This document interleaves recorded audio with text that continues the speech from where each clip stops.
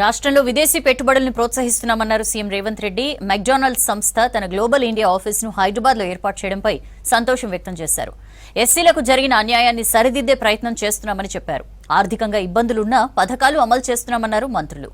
రాష్ట్రాన్ని బీఆర్ఎస్ సర్కార్ అప్పుల కుప్ప చేసిందని ఫైర్ అయ్యారు. హైదరాబాద్లో అందాల పోటీలు నిర్వహిస్తే తప్పేంటన్నారు మినిస్టర్స్.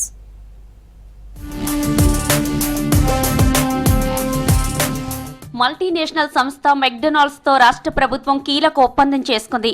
గ్లోబల్ ఆఫీసును హైదరాబాద్ లో నెలకొల్పుతున్నట్లు తెలిపింది. హైదరాబాద్ సెక్రటేరియట్ లో ముఖ్యమంత్రి రేవంత్ రెడ్డితో భేటీ అయ్యారు ఆ సంస్థ ప్రతినిధులు. రాష్ట్రంలో మెక్డొనాల్డ్ సంస్థ పెట్టుబడులను విస్తరించడం ఆనందంగా ఉందని చెప్పారు సీఎం. ప్రభుత్వం తరపున ఉత్తమమైన సహకారం అందిస్తామని చెప్పారు. నైపుణ్యాభివృద్ధికి చేపట్టిన చర్యలను మెక్డొనాల్డ్స్ ప్రతినిధులకు వివరించారు. యంగ్ ఇండియా యూనివర్సిటీ సేవలు వినియోగించుకోవాలని సూచించారు సీఎం. బెంగళూరుతో పోల్చితే హైదరాబాద్ లో ప్రతిభావంతులైన నిపుణులు, మెరుగైన మౌలిక సదుపాయాలు ఉన్నాయన్నారు మెక్డొనాల్డ్ సీఈఓ. రాహుల్ గాంధీ లేకపోతే ఎస్సీ వర్గీకరణ సమస్యకు శాశ్వత పరిష్కారం చూపే శక్తి తనకు వచ్చేది కాదన్నారు సీఎం రేవంత్ రెడ్డి. భవిష్యత్తులో నాణ్యపరమైన చిక్కులు ఉండకూడదనే వన్ మెన్ కమిషన్ ఏర్పాటు చేశామని చెప్పారు. ఎస్సీలను 3 గ్రూపులుగా విభజించి రిజర్వేషన్లు కల్పిస్తున్నామని తెలిపారు. ఎస్సీ వర్గీకరణ బిల్లును అసెంబ్లీ ఆమోదించినందుకు సీఎంకు ధన్యవాదాలు తెలిపారు దళిత సంఘాల నేతలు. కాంగ్రెస్ ఎప్పుడు దళితుల పక్షానే ఉంటుందన్నారు సీఎం రేవంత్ రెడ్డి. ఎస్సీ వర్గీకరణ ఎవరికి వ్యతిరేకం కాదని చెప్పారు. కాంగ్రెస్ బిల్లు పెట్టడంతో బీఆర్ఎస్ అనివార్యంగా మద్దతిచ్చిందని తెలిపారు. మన నాయకుడు రాహుల్ గాంధీ గారు పట్టుదలతోని లేకపోతే మాదిగ ఉపకులాల వర్గీకరణ అమలు చేసే శక్తి నాకు రాకపోతుంది. 59 ఉపకులాలను ఏ రకంగా వర్గీకరించాలి, రోస్టర్ విధానం ఎట్లా ఉండాలి ఏందని చాలా లోతు విశ్లేషించి ఎవరికి వ్యతిరేకం కాదు, మీకు జరిగిన అన్యాయాన్ని సరిదిద్దే ప్రయత్నం ఇది. బడ్జెట్ పై కేటీఆర్ చేసిన వ్యాఖ్యలకు కౌంటర్ ఇచ్చారు మంత్రి సీతక్క. ఢిల్లీకి మూటలు మోసే బడ్జెట్ అని వ్యాఖ్యలు చేయడం ఆయన మానసిక పరిస్థితికి అద్దం పడుతున్నాయని విమర్శించారు. ఇతర రాష్ట్రాలకు మూటలు మోసింది కేటీఆర్ఏనని మీడియా చిట్చాట్లో చెప్పారు. కేసీఆర్ మూటలు తీసుకున్న వారంతా ఆగమయ్యారన్నారు. అప్పుల గురించి కేటీఆర్ మాట్లాడడం మిలీనియం జోక్ అన్నారు సీతక్క. ఇక రాష్ట్రాన్ని మోయలేనంత అప్పుల కుప్పగా మార్చింది బీఆర్ఎస్ సర్కారేనని మండిపడ్డారు. బీఆర్ఎస్ మాదిరిగా తాము ఆహో ఓహో అంటూ భజన బడ్జెట్ ప్రవేశపెట్టలేదన్నారు సీతక్క.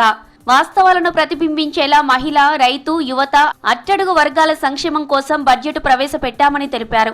సాంఘిక సంక్షేమ శాఖ తర్వాత పంచాయతీరాజ్, గ్రామీణాభివృద్ధికి అధిక నిధులు కేటాయించామని చెప్పారు.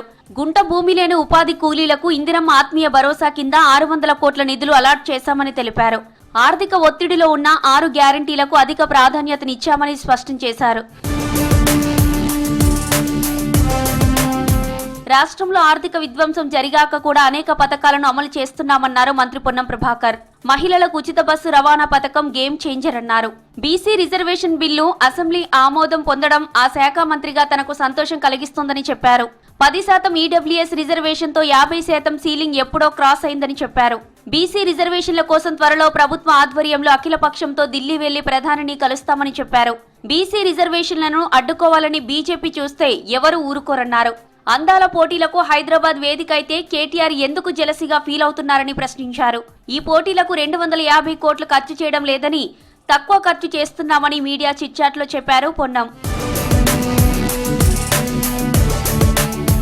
సీఎం రేవంత్ రెడ్డిపై డ్రోన్ కేసును కొట్టివేసింది హైకోర్టు. జన్వాడలో డ్రోన్ ఎగురవేశారని ఆయనతో పాటు మరికొందరిపై నార్సింగి పిఎస్లో 2020లో కేసు నమోదైంది. అప్పట్లో రేవంత్ రెడ్డిని అరెస్టు చేసి రిమాండ్కు పంపారు పోలీసులు. ఎఫ్ఐఆర్ క్వాష్ చేయాలని రేవంత్ పిటిషన్ వేశారు. ఇరువురి వాదనలు విన్న హైకోర్టు ఎఫ్ఐఆర్ను కొట్టేస్తూ ఉత్తర్వులు ఇచ్చింది.